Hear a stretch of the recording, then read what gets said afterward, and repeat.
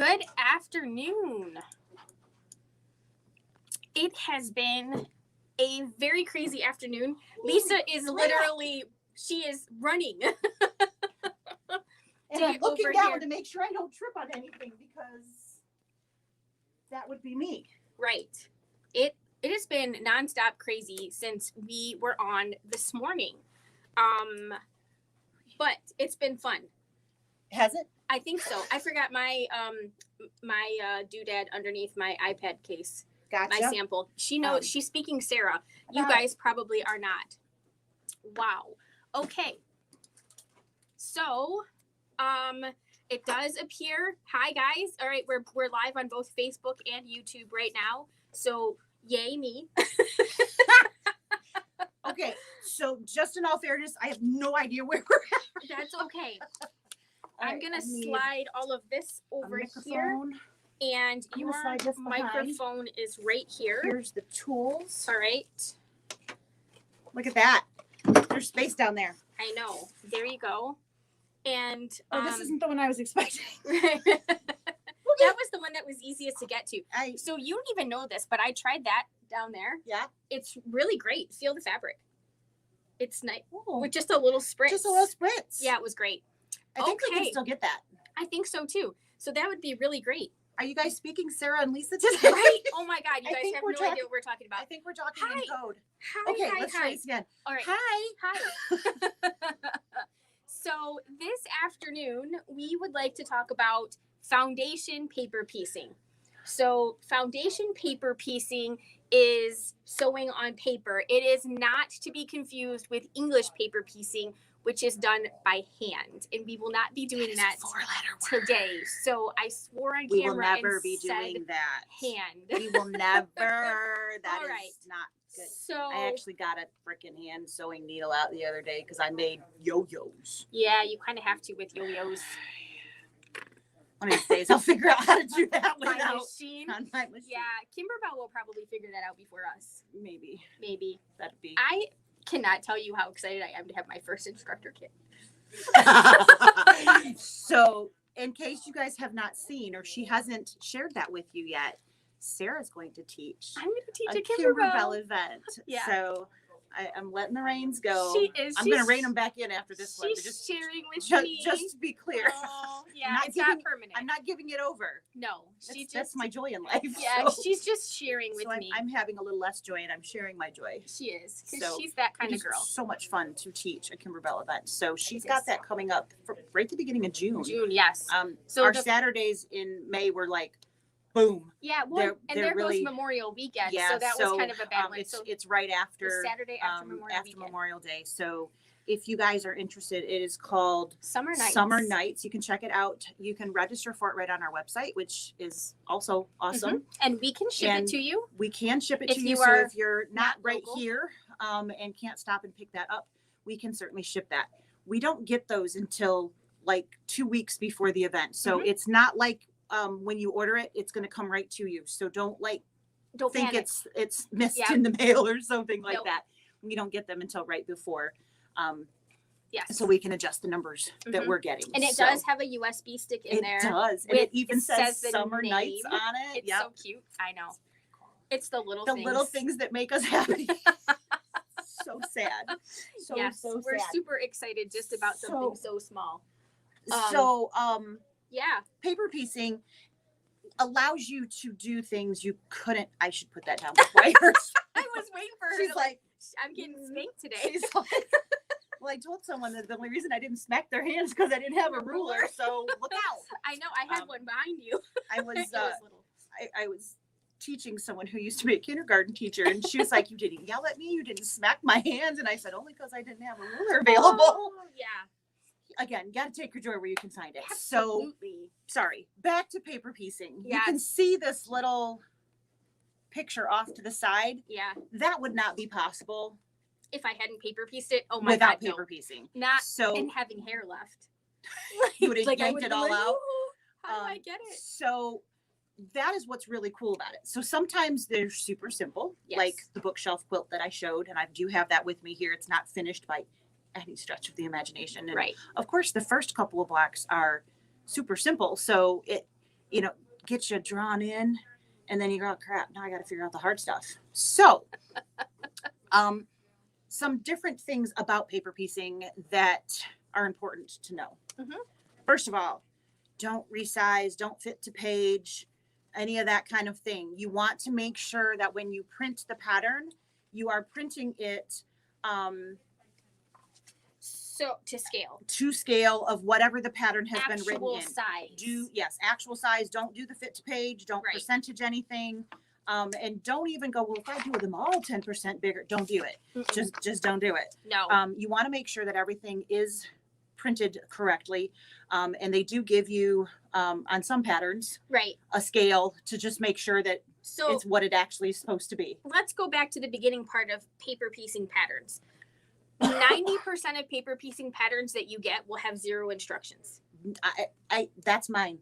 Yes. Yeah. They will have 0 instructions. They are assuming that you know what you're doing, what it is that you're doing, which may or may not be true. So when you print them out, I'm trying to read. You may just get something that looks like this.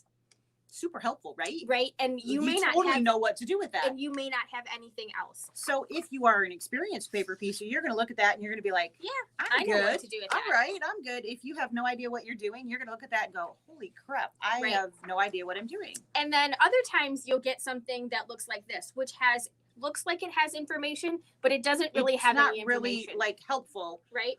This is an important one though. As we were talking about, you want to actually measure and make sure that your print is actually to scale.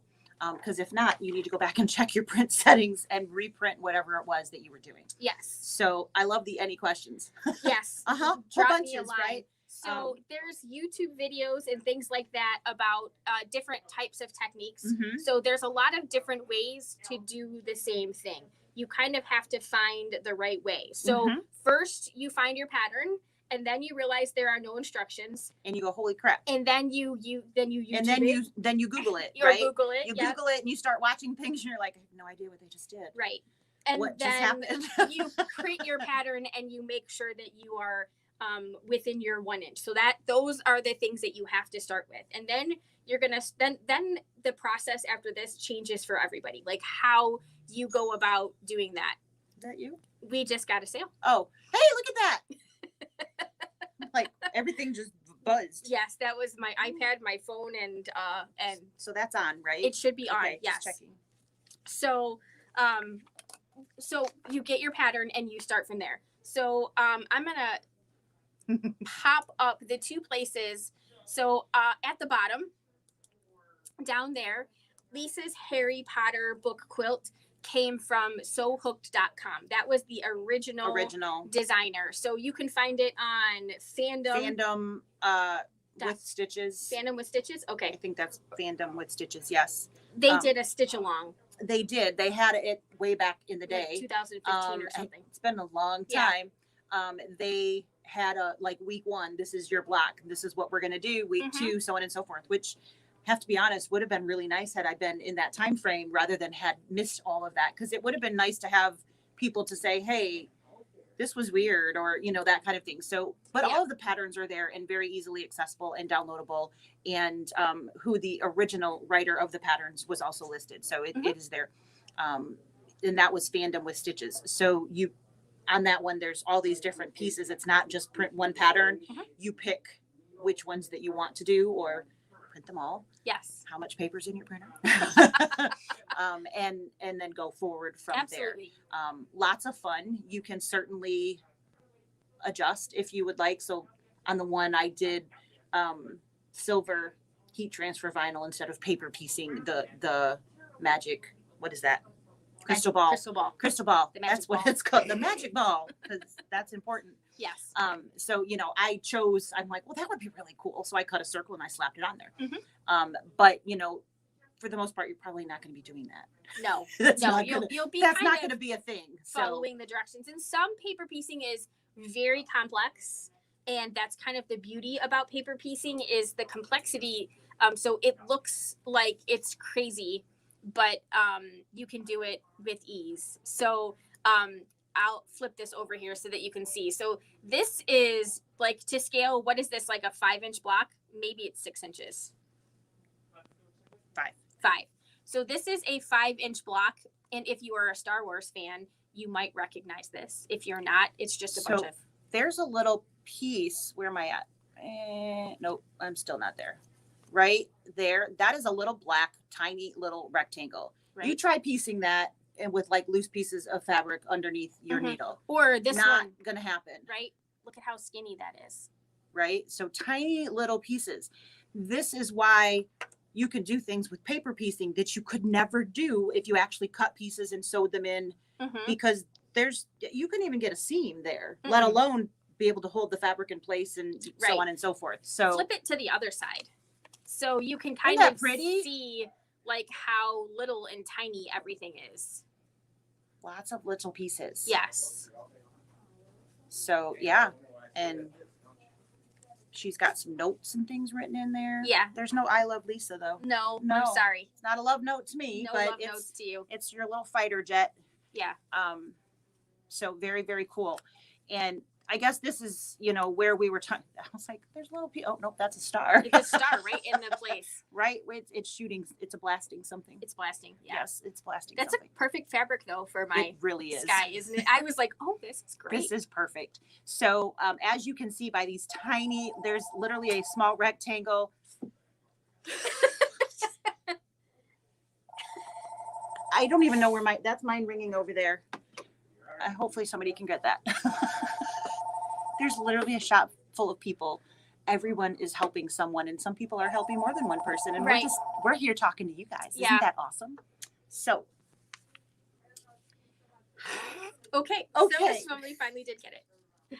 Wow. It's just crazy. Either that or the answering machine got it. Sorry. Sorry if that was you. So you can print your patterns on a variety of different mediums. Is that glow in the dark? I think it might be. I think it might be. I just grabbed it. Yeah. Hi, Dad. Hi, Dad. Yeah. But yeah, I do think that one might be, because we did get a couple new ones that were glow in the dark, and I think that's one of them. And we thought, even when we purchased it, how appropriate. How cool is that? So I do believe so. It must have been the answering machine. Yeah. So I made a copy of my pattern. So these are the pattern pieces here. And that is so you can see the camera is over here. Yeah, I'm just having a hard time. So again, there's that squaring. So you actually can take an actual ruler and say, okay, guess what? That's actually an inch. It is. I'm good to go. So before you actually start sewing things, do make sure. Yeah. That is accurate. So that was the original pattern. And there's dotted lines and straight lines on it. And the dotted lines represent the actual 1/4 inch seam allowance going around the actual fabric pieces. So you want to make sure that you have some fabric either going out to or just a little bit past those pieces. Otherwise, this becomes... When you go to sew it to something else, you do kind of need that. Right.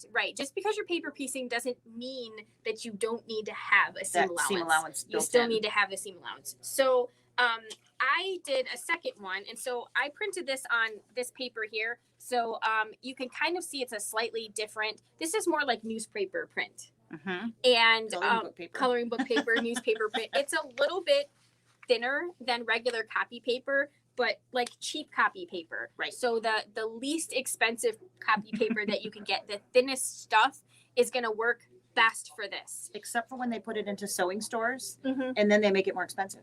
This is true. I'm just saying. Because they can. Am I wrong? No, you're not wrong. Nope, not wrong. So, but this is easier to do paper piecing with than your actual traditional printer paper. I do find this to be easier.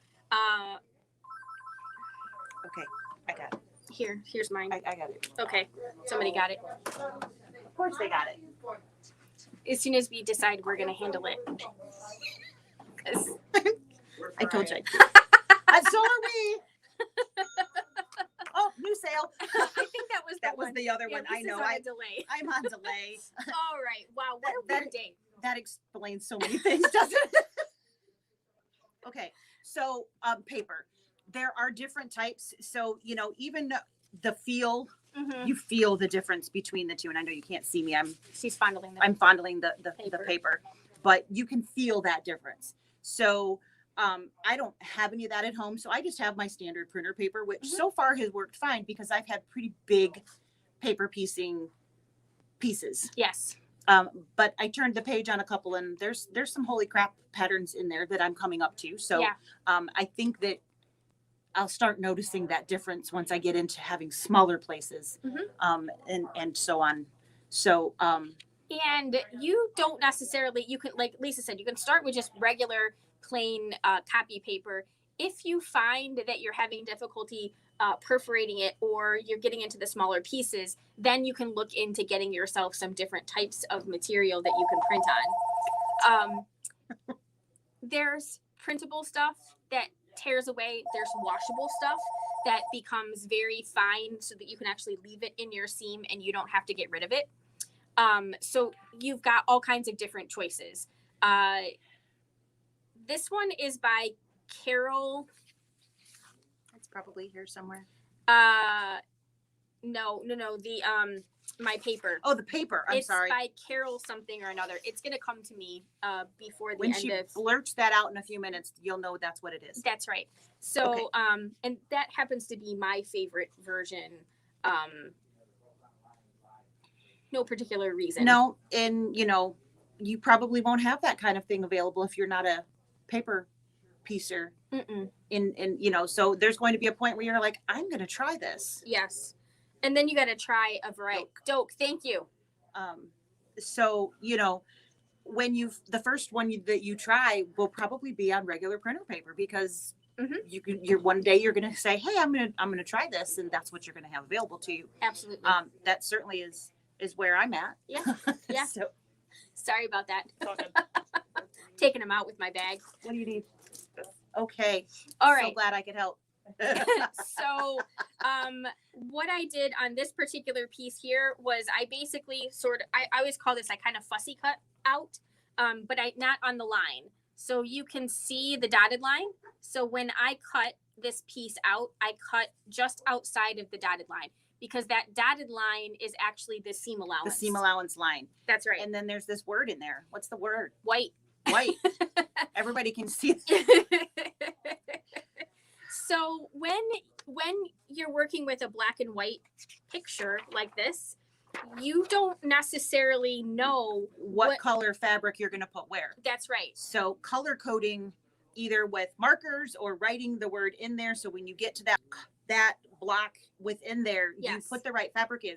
I can tell you from experience, it really stinks when you miss a fabric. Yes. And you're like, that wasn't supposed to be that color. Absolutely.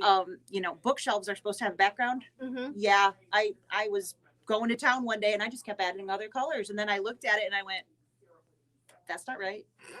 Guess what I had to do? Take it all back out.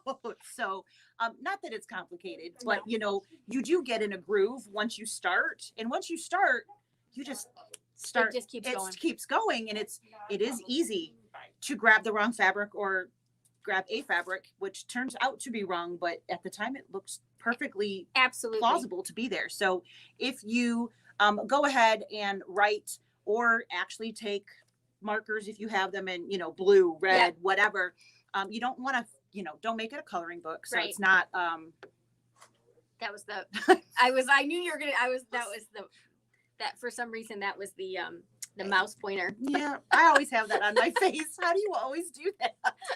I don't know. But anyways, color coding is important. So size, type of paper, and then actual color coding if at least like backgrounds or whatever. If so what I'm doing, I'm using lots of different colors. You had two. Yeah. So it was a little bit easier. This one was the white one. Everything else was something else.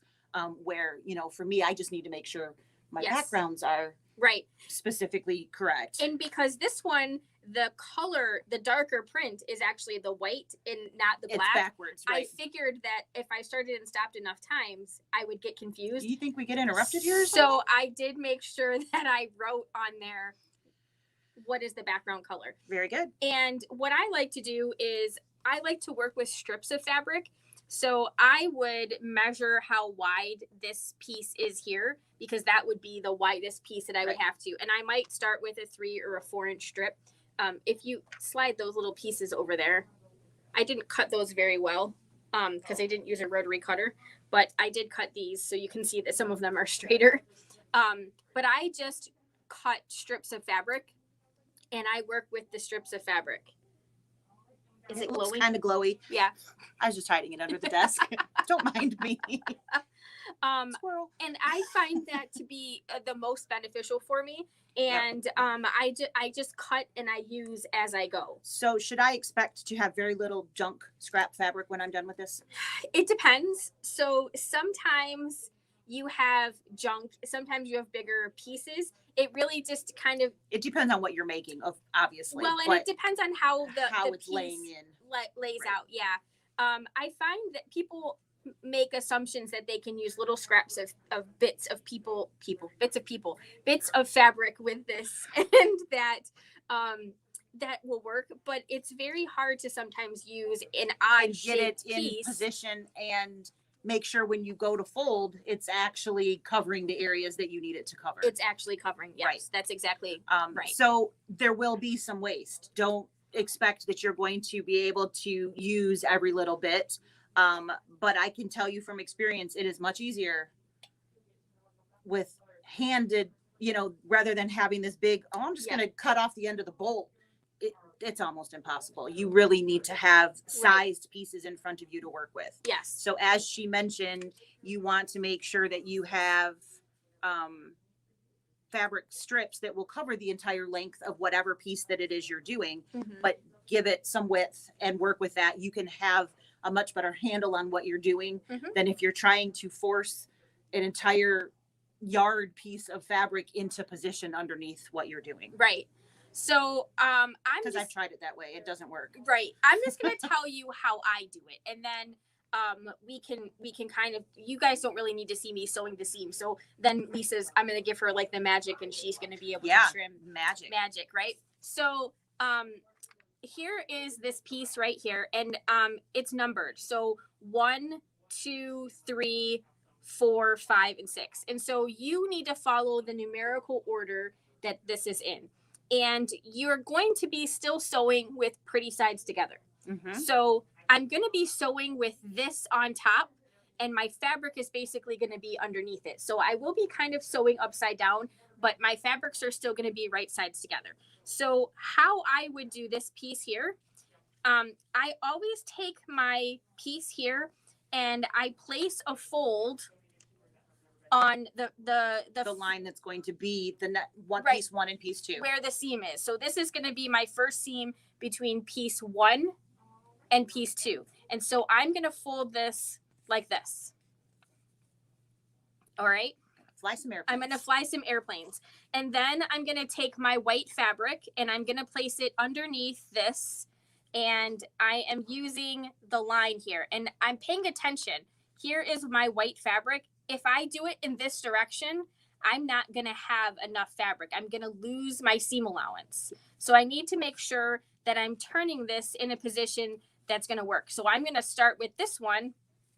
What did you pick? Sideways. It's just a white polka dot. I see. So I'm going to start like this.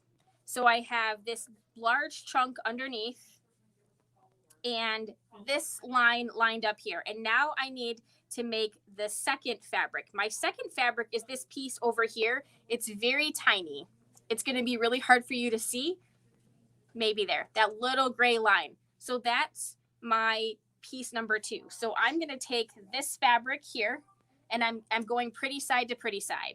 So I'm placing this right up at the top here. I'm kind of eyeballing my 1/4 inch seam.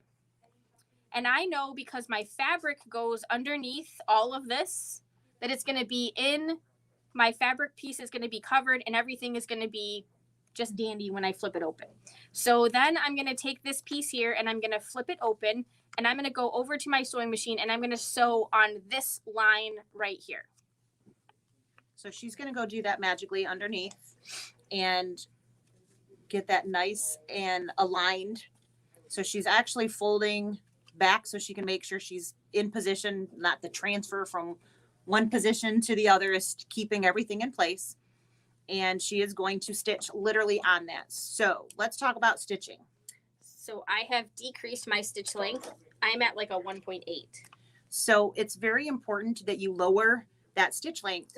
My pedal is way over here. It's like we've never done this before. I was just say today is not our best example of how well we've got this figured out, guys. Right? So anyway, the stitch length you want to lower. So your standard when you turn that on, your default is probably going to be about 2.5. At least all of ours, unless you've changed it, are going to default at 2.5. So and so you want to make sure that you have that. Now, the reason that that's important is because you want to pierce that paper really as many times as you can. Yes. And so what you're going to do is actually be able to tear that away when you're finished, and everything's going to look all peachy, right? Like you want it to go. And so now what I'm going to do is I'm actually going to fold my fabric over. I like to just kind of finger press, and then we have these fancy little rollers. Where am I at? You see that? Mm-hmm. So this is made by Violet Craft. It's pretty, which is why I like this one. And so I'm literally just using this as my pressing. We do have the iron over here, but for that little piece in there, there's you don't really need to go that nuts. So we've got that in there. So we don't have to trim the first seam allowance on this because I moved the fabrics down. She's got that pretty close. Yes. Already as it is. So now we have that piece and we're here. Yep. And so now the next piece that I need to sew is going to be this little itty bitty guy over here. So I am going to fold this back like so. All right. And then I am going to, we're going to trim some of that up to start with. So I find that to be fabric in the wrong spot. That's right. So how do we know how to trim? So there's these fancy fancy rulers. So this is literally called, I don't know if you guys can see. There you go. Add a quarter. Add a quarter. And what that is it has a little ridge. You can see it's a different color, kind of. It looks shinier than the rest. And then we got these in stock. Isn't that crazy? So do you go all the way? Yeah. Okay. So I am going to bump that ridge on that fold. And that is going to give me that 1/4 inch seam allowance from that fold. So that's going to make sure that, did we bring a, so we are like on the money here. So close. All I need now is a rotary cutter to magically appear in my hand. Nope.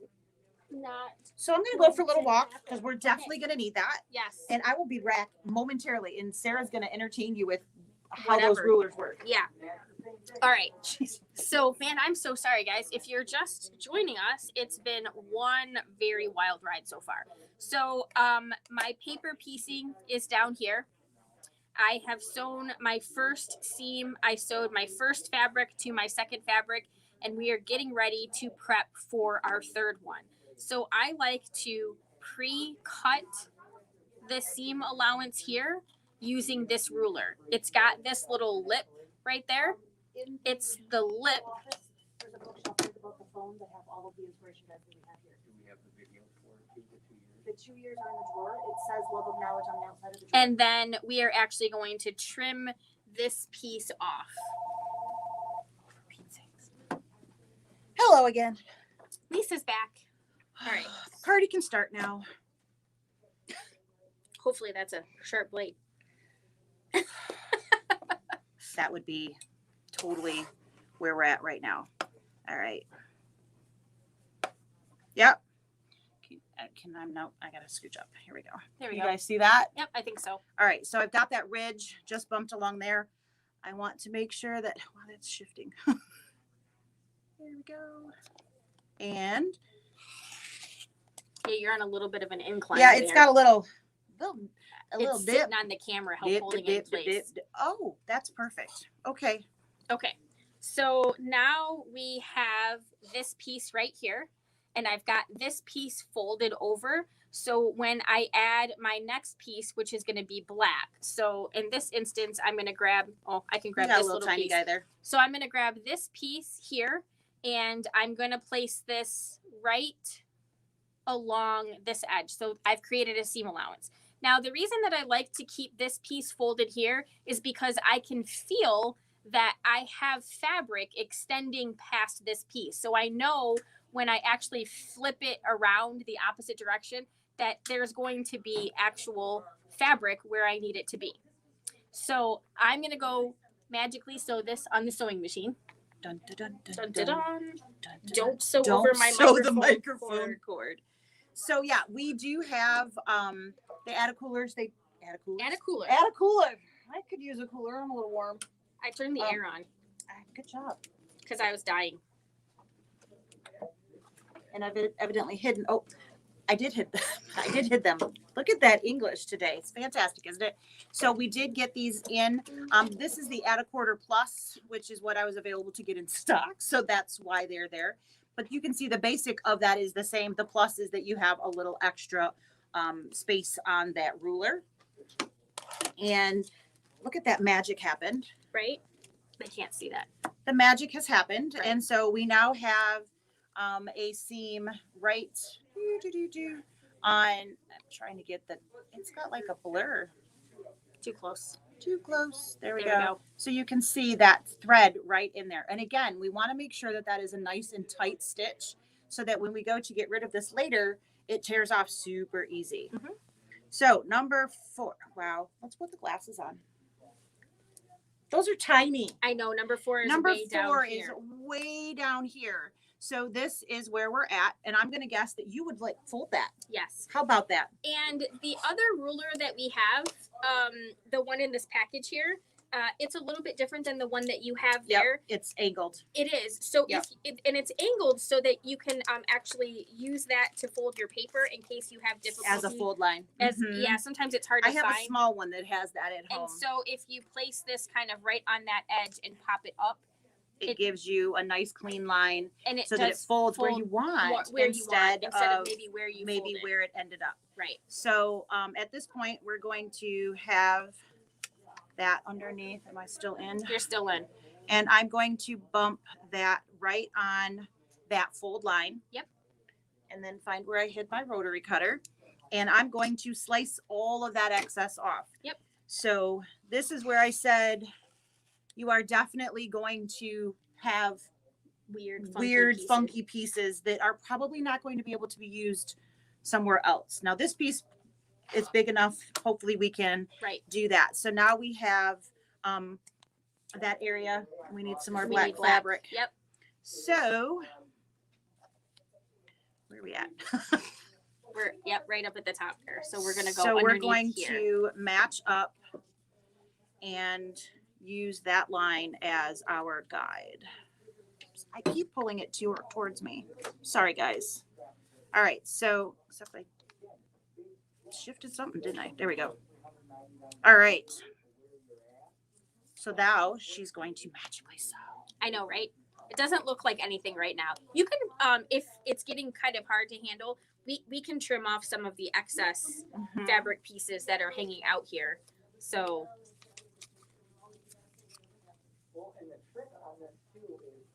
I think I can turn this. Oh, is it small enough? Yeah, it's small enough.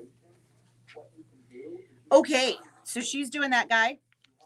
And so this is maybe mildly tedious sewing, right? If I do not sew over the cord of my microphone today, it will be a miracle. Well, that's the kind of day we're having. And I am using this will surprise anybody who knows me, that I'm using my open toe foot. When I sewed on the one earlier, I used the J foot. I couldn't see a thing. My lines are all, it was like a drunken sailor. So this is that beautiful seam roller that we were using. Did you roll the last one? Because I skipped that. I did not. I just finger pressed it. Okay. So this is a really cool guy. And it works for lots of things. There is also paper piecing in the hoop, which I think Kimberbell has like perfected to a T. They have so many different patterns that are available to embroider. but this is actual. Are you handing that to me? I am. I thought Yes. you were putting it in the. No, I'm not quite. I wasn't quite there. So So we've got this seam right here that was just sewn, and we now have many different seams. Holy crow, this is tiny. I've never done one this tiny. it's tiny. Yes, I got big books. you got big books. I got big books. So we do have. Am I in? You are. Frame. And we can make sure that we have a really nice seam on all of our seams. Yeah. Words, Pressing it nice and flat. words can be so challenging. All right, so we've got all of those, and now we're gonna flip that guy back over and look for the next number. So we just stitched 4. Right, and it might be easier for us to like chunk off. Just get rid of Yeah, some of that some of that excess. Do you excess care if I fabric. don't cut straight? I do not. Okay, I'm just gonna.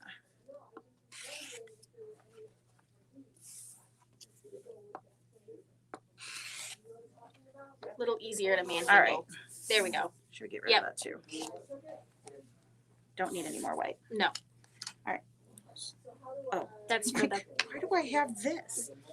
We are incredibly messy today. Yes. It There is. is stuff. It's a hot mess over It here. is quite scary. Okay, so number 4, we just stitched these guys from here to here. Yes. And so now we need to jump all the way over to the other side, and we're going to want to do that line.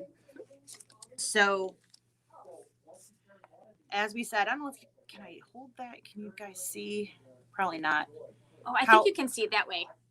You can How kind of this see the is, angle. it comes down and it at an angle, and it There we go. it's literally flat at that edge there. It tapers. It definitely tapers, so you can line that up and then press that edge so that you are right where you want. And I'm still I am challenged today, It's been a day. and oddly enough, this was my idea.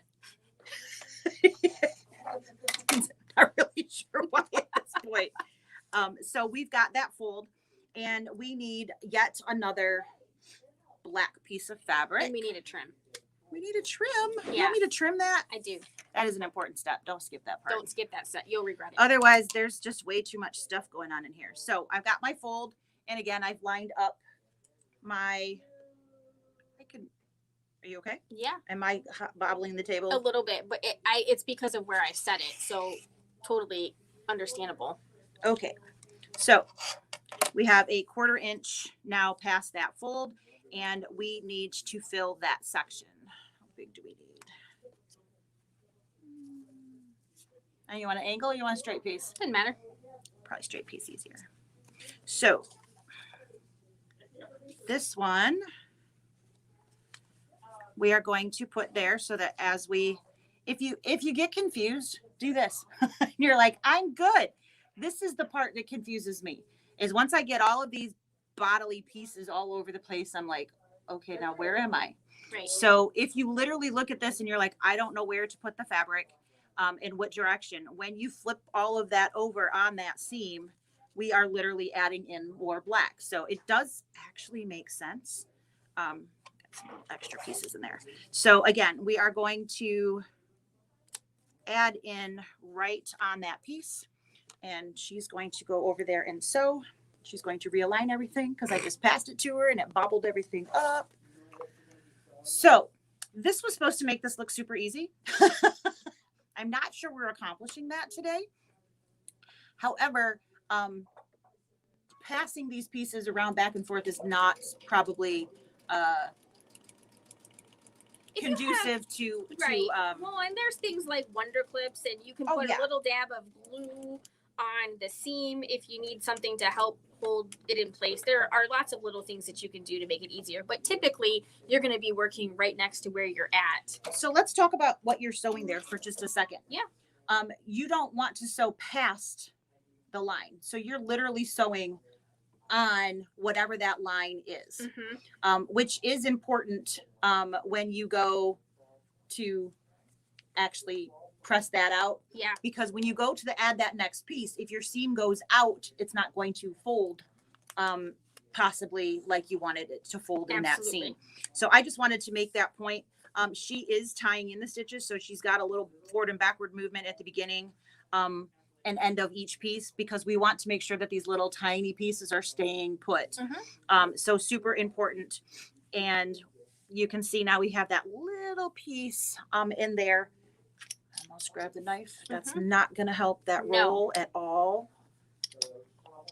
So at what point do you switch from a roller to an iron? I don't usually iron until I'm completely done. Me too. Just thought maybe. And so in all fairness here, guys, I have totally self-taught myself how to paper piece. So I probably do things my way. Well, I mean, as long as it comes out, that's all that matters. Right. You kind of have to come up with your own version of what makes this work for you. Right. Yep. So we've got our 5-piece here. That's what she just did there. So the last one that we have for this little section here is number 6. We're going to put that ruler, keep feeling like I'm way far back. And we're going to put that right on that line and then press that up so that we have a fold.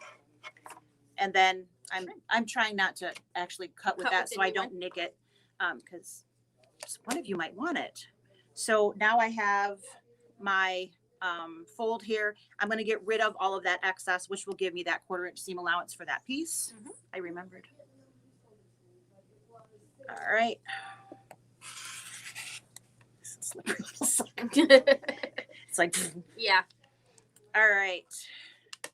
And then last but not least, if you are reading from her color code, the only thing that was white was that first piece that's in there. So we are looking for a black piece to fill in that section there. So we are going to right sides together, place that right on the fold, and let her go sew that guy. Yep.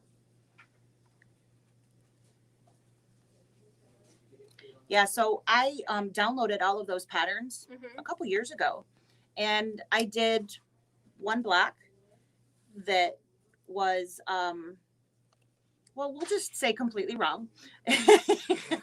Not completely wrong. I did parts of it right, but that was the whole background. Right. I didn't color code because the instruction, whatever that I watched at that point in time in my life, didn't suggest that.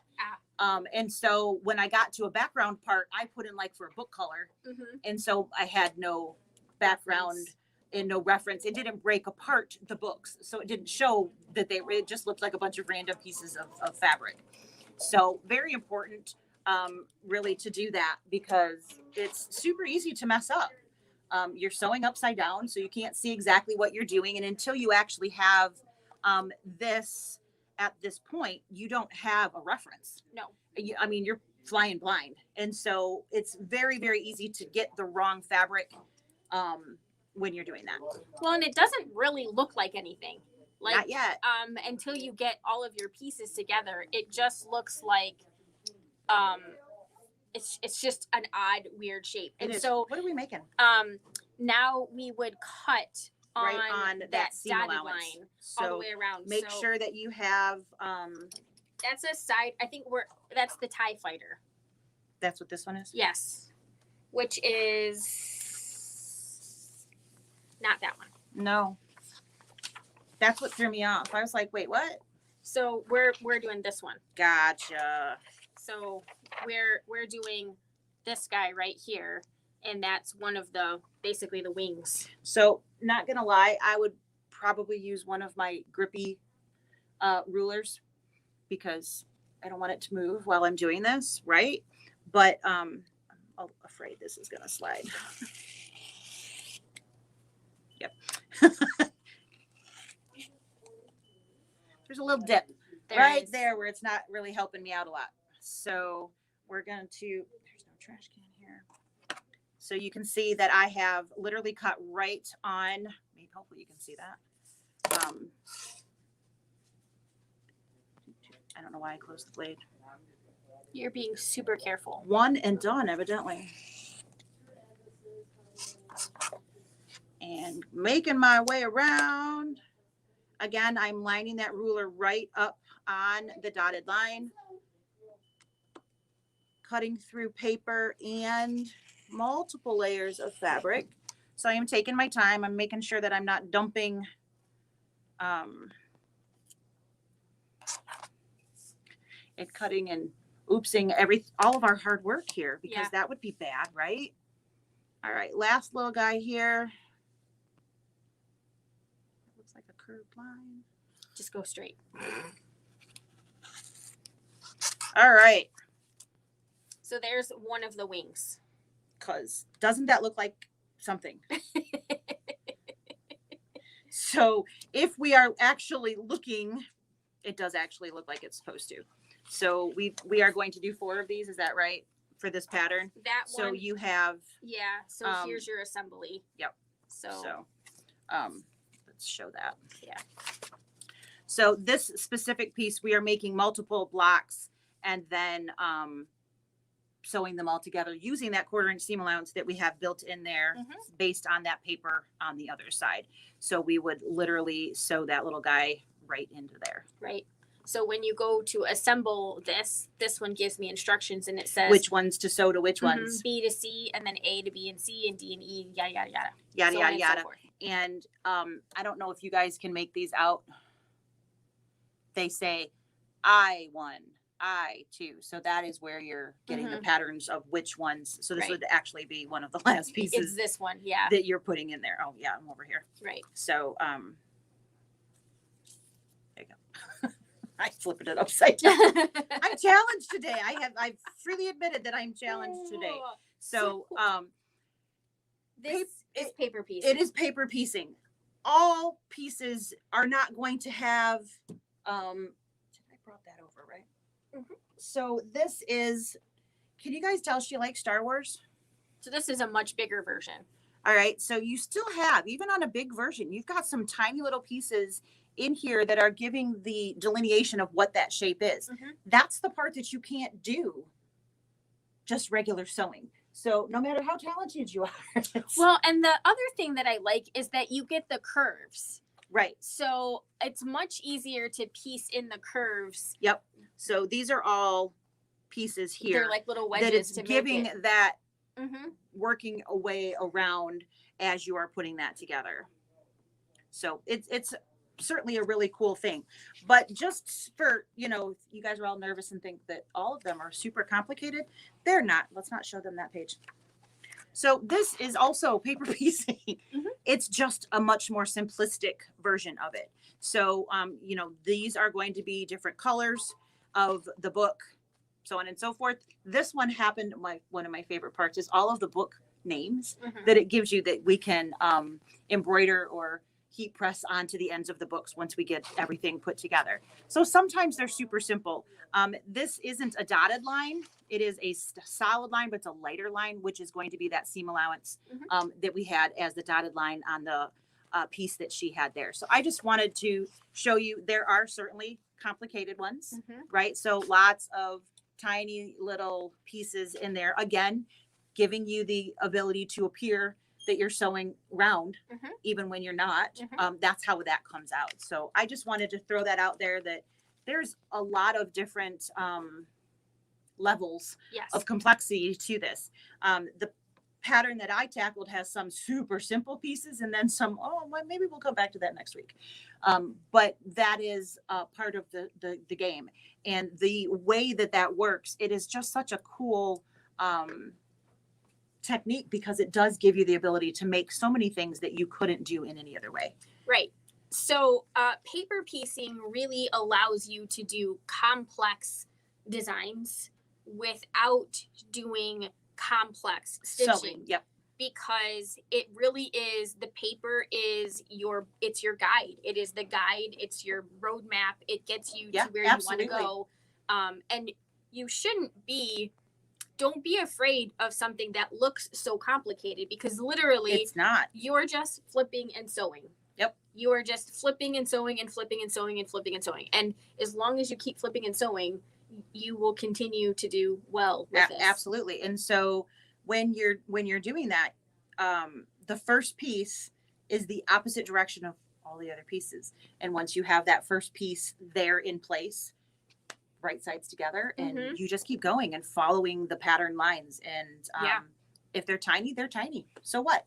You're literally stitching on a line that says where to start and where to stop. Mhm. And as long as you don't cut the wrong side of it, you're good. Right. And I don't really know how you would do that. So that would be talent. Yeah. That would absolutely be talent. Louisa said we made it look easy.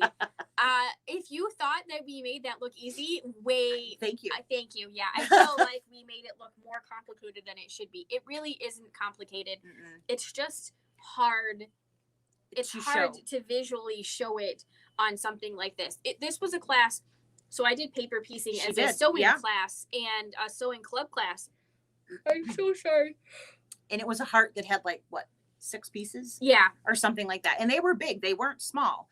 That was the first time I'd ever even sat down and attempted it when you did that. Right. And I only screwed up once, which meant I had to unstitch, and then I fixed it, and there you go. So for me, that challenge was remembering which direction to put the fabric. It wasn't which line to sew on, because that's super clear. Yeah.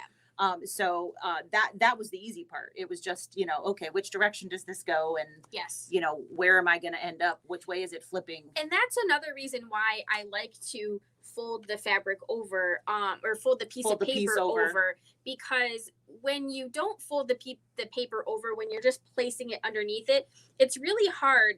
Those shapes, there's a lot of angles. Yeah. And so the angle when you fold fabric, sometimes the angle is the complete opposite of what you are imagining that it's going to be. So you're putting extra fabric over here when it actually needs to be over here, because it's working in reverse from that perspective. So the first time you sit down and do it, if you have to take a seam out, it's okay. I mean, if you have to take 10 seams out, it's okay. That's part of that learning process. It does get easier. It absolutely does.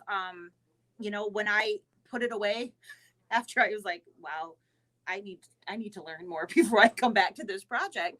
And I boxed it all. I labeled my box. She did. I put everything that I had gotten for it all in my little box, and then I put it up on the shelf and pat it every once in a while and say, yep, I remember you. I'll come back to you. And and then I decided, okay, I'm going to tackle this again when it's a fun project that I wanted to do.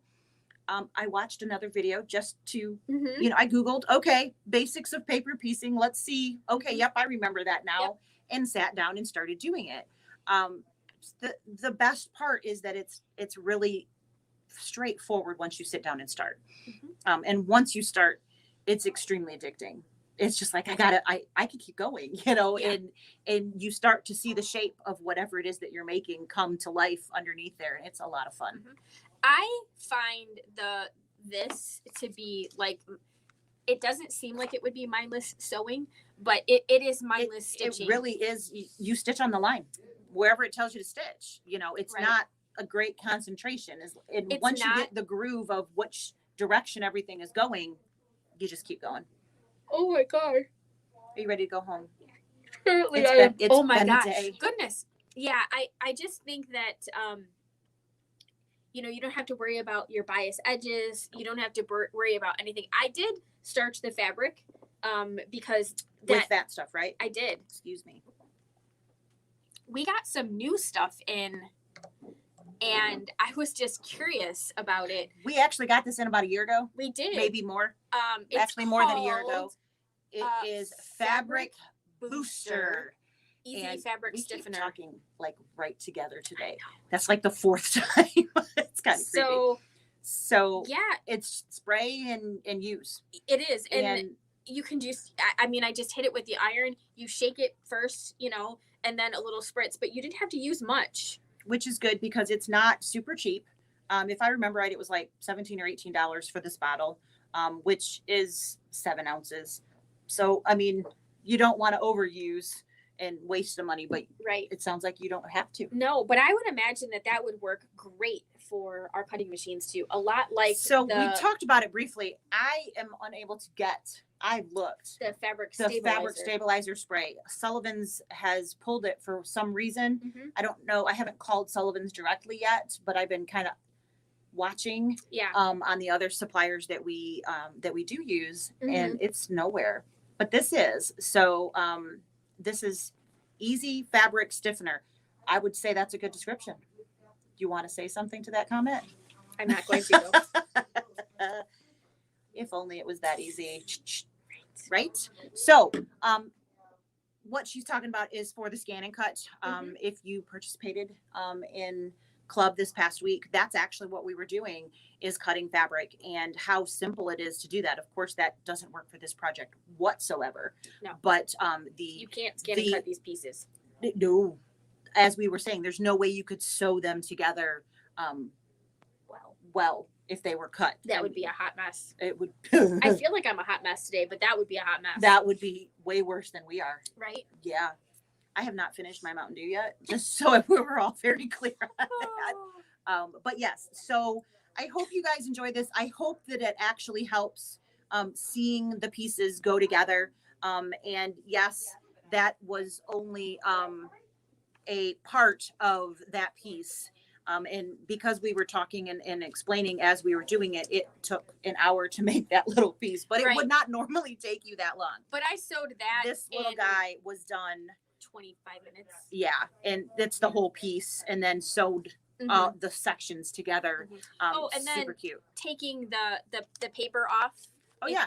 It is really, it's going to be perforated. So those tiny stitches that you were making, the reason that you were making them nice and tiny is for this part. So it literally just comes off right at the stitch line, and you're not tearing at the stitches. No. All it's doing is perforating that paper, and it just comes right off. Yep. Just like it's supposed to. Yep. And so once you have everything pieced together, you would go ahead and remove the paper and then set that aside. Evidently, she's got some more assembling to do here. Apparently. Or not. I don't know. I think you've got BB-8 at home too. I do. So. I mean, this is kind of cute. He's all cute together. This was my free. This was a completely free pattern. So if you want to try one like this, there's a couple of different versions. There's quite a few free patterns available out on the internet. My original thought was to just show you something super basic, but honestly, showing you something that's not super basic probably was more helpful because it takes the scare away. Yeah. Hopefully that was what we did. So, but yeah, this is also a free pattern that, you just look for what is interesting to you, because that's, you certainly don't want to make something that you have no desire to see finished, because who wants to do that? Yeah, absolutely. Right? So, and both of these gals, the one that I did and the one that Lisa did, they have pay for patterns too. So there are certainly many. Whatchamacallit, Kathy, what's that company? She's Bobcat, but she's the teacher of the somethings. Why can't I think of the name of it? Judy Niemeyer? Yeah, that's it. She's got some really cool stuff. She does. It is not small projects. It is like whole quilts that are paper pieced, and they're pretty cool. But that was actually my first seeing of paper piecing, and then I went home and I found this, and I never took the class. I just watched, and I was like, oh, that's kind of neat. I should go try that. And then I went home and I screwed it all up, and I said, maybe I will try that next month or whatever that is. But again, don't let it scare you. There are certainly simpler patterns out there if you want to start simple and then, move forward into a little bit more complicated. Yep. But they're super cute, and they don't have to be as tiny. It needs to be pressed again. And it's complicated. But you've met me, so you know that tiny and complicated. Tiny and complicated right is up my your middle alley. name right there. That's right. Tiny and complicated, just like you. She's not wrong. I wish I was tiny though. I would love to be tiny. I've surpassed tiny a few pounds ago. Yeah. Maybe we can get back there. I had a salad. I was good today. Did you? I did. I ate half of my salad. I'm gonna eat the other half tomorrow. Yeah. It was really good. Is it like the Wendy's salad that said "Welcome back" and it's like 720 calories? I didn't look at the calories, but it's literally a poppy seed dressing, which is a low cal in big picture. It probably has some sugars in there, so I'm sure there's some calories in there, but all fruit. So that's good. Pineapple, and blueberries, and mandarin oranges, and strawberries, and grilled chicken, which the chicken was really good. I can't seem to make chicken for salads that is as good as that. I don't know what it is. I can make really good chicken, but not to put in a salad. No. Evidently, I'm not that talented. I just buy the rotisserie chicken. Yeah. It's so inexpensive and so easy. And then I just shred it Yeah. and use it in salads. My son eats like half of the chicken. Does he? Yeah. Oh, I bought a chicken and just said, here, honey. And he just rips off the legs, goes to town. But I'm still buying the chickens for the Yep. cat. my parents She had to share with me. my parents came by last night, and we were talking, and so PJ's turning 20, and I just looked at him and I went, no, that's not right. And I'm doing the math in my head. I'm like, did I miss a year? No, he's turning 19. My parents had it wrong. But I was like, oh my God, I'm his mom and I somehow don't know how old he is. I know COVID was weird. Right? I'm like, last year was really weird, but wasn't that 18? It's like, wait, what? I was feeling like a bad mom there for half a second, but I was right. So, I know. I was like, oh, but yeah. So that's my baby. He's going to be 19 in just a couple weeks, but it's crazy. It is. Yeah, kids are fun, but they're sometimes work. They're also kind of fun when they grow up too, and they are humans. And it's fun to watch your kids become adults. Yes. Not that you ever feel like you're old enough for that to happen as it's happening, but it is really neat. And then you kind of go, look at that, I did a good job. Yeah. Or wow, where did I go wrong? Whichever way it is, but it's really fun to watch. So I've had the pleasure of meeting some of my children, and they are absolutely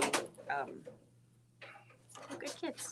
They are very good kids. Mm-hmm. But yeah. So that's anyways, Gene, that was Gene. I was like, what just that noise happened? Is. Yep. Now he's gonna fall on his face. Oh, he just walked by spinning. Yeah. With water bottles in his hand. Oh, pirouettes. Now he's a ballerina. All right, you guys bring him a tutu, okay? Whoever wants to make Gene a tutu, evidently he needs one. Yes. So, all right. Okay, enough yammering. I hope you guys enjoyed this. I hope that it helps. Don't let it scare you. Give it a try. Worst thing that's going to happen is we all have a seam ripper. You might have to use it. Yep. But it seriously is very... It's not that bad. It's really not, especially once you sit down, you get the first seam. It's like, hey, I got this. You got this. You got this. That's right. So we do have the at a quarter rulers in stock. They do have, they're the plus, they're a little bit wider and have that angled edge. So they are on the website. They are. So is the ruler. The ruler. So the seam roller. Little guy, the seam roller. Little irons are great, but at the same time, you got paper in there and whatnot. So the roller, I personally find that easier as I'm going through. Well, and if you didn't starch your fabric, you really want to be careful with your iron because if you have a little steam in there, it's really going to make distort it, and then you've got bubbles. It makes a hot mess. No hot messes. We don't want it, but we'd love to see whatever you guys come up with if you'd like to give it a go. Yep. So if you need some tools, we have these both of those tools available on the site. We can either ship them or have them here at the store for you. So hopefully you enjoyed today. I apologize for the phone and for the craziness and the start. Hopefully the middle was good. And we hope you guys have a great week. We'll see you next time.